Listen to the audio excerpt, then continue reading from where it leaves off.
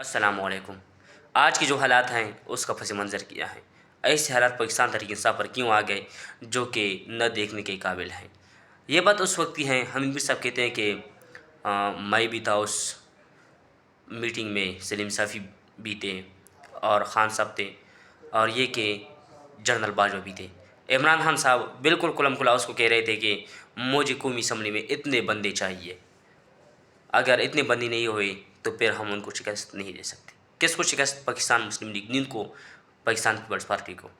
ان کو شکست دینے کے لیے عمران خان کلم کلا ہر چیز کا مطالبہ کرتے تھے جنرل باجوہ سے، ہر ایک کام کو اسے کہتے تھے، لیکن وقت گزرتا رہا۔ ایک دن ایسا آیا کہ جنرل باجوہ کو یہ کہنا پڑا کہ آج یہ آخری دن ہے، اس کے بعد ہم آپ کی مدد نہیں کر سکیں گے۔ اور عمران خان نے اس وقت بھی 3 کام کہے تھے، اور ان کاموں میں جنرل فیض بھی شامل تھے۔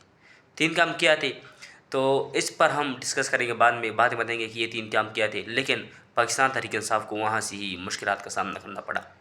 جب عاصم منیر کو انہوں نے ہٹایا تھا 2018 میں، اکتوبر 2018 میں وہ بنا DGI اور جون 2019 میں خان صاحب نے اس کو ہٹا دیا۔ پھر اس کے بعد وہ جنرل فیض بنا اور ان سے یہ اپنے کام کرواتا رہا۔ وقت گزرتا رہا، جو سورج تھی جو عروج پر جا چکی تھی عمران خان کی، وہ غروب پر جانے لگی تھی۔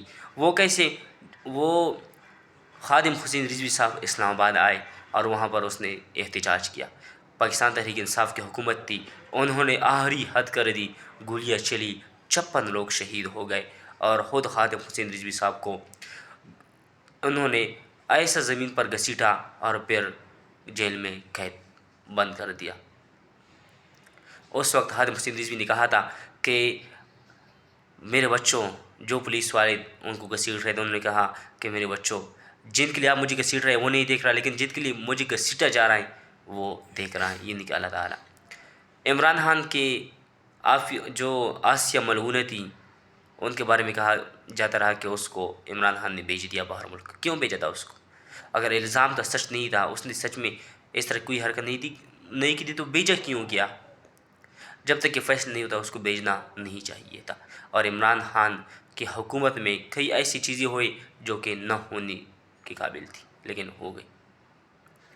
جنرل باجوہ کو کہا جاتا ہے کہ بوس کہا کرتے تھے کہ یہ کام کرنا ہے، ہر کام ادارے سے، ہر کام فوج سے، اور پھر جب آپ کا ہر چیز کا انحصار فوج پر ہی ہے، تو پھر اگر فوج آپ کے خلاف کوئی کام کر رہی ہے تو پھر آپ کیسے کہہ سکتے ہیں کہ یہ میرے خلاف ہو رہی ہے؟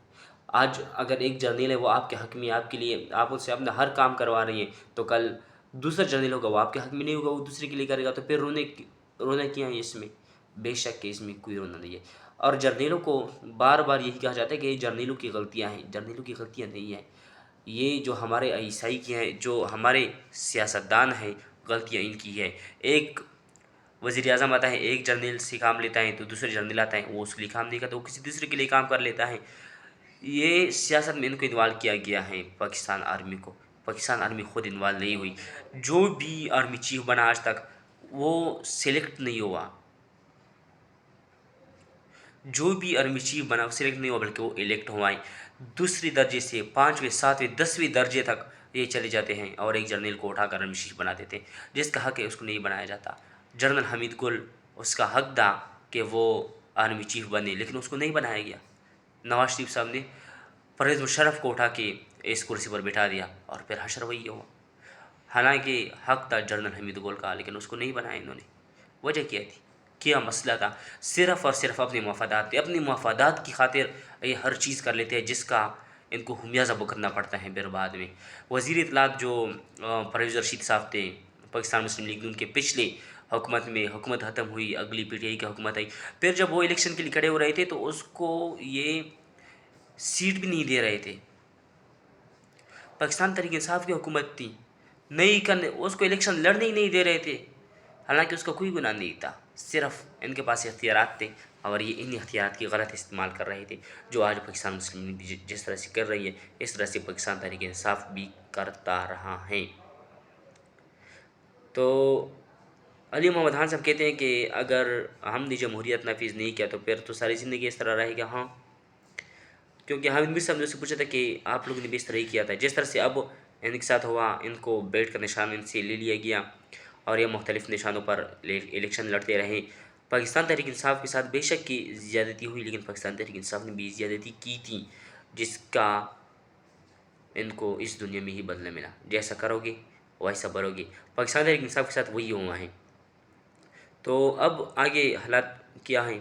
پاکستان ہے، کسی چیز کا کوئی پتہ نہیں ہے، کسی وقت کچھ بھی ہو سکتا ہے، کسی وقت ایک وزیر اعظم کرسی سے اتر سکتا ہے، ایک جیل کا قیدی جو جیل میں بند ہے، اب قیدی ہیں، وہ جا کے وزیر اعظم بھی بن سکتا ہے۔ یہ پاکستان کی تاریخ ہے اور ایسا ہمیشہ سے ہوتا رہا ہے، لیکن جب تک پاکستان ہے امید بھی ہے انشاءاللہ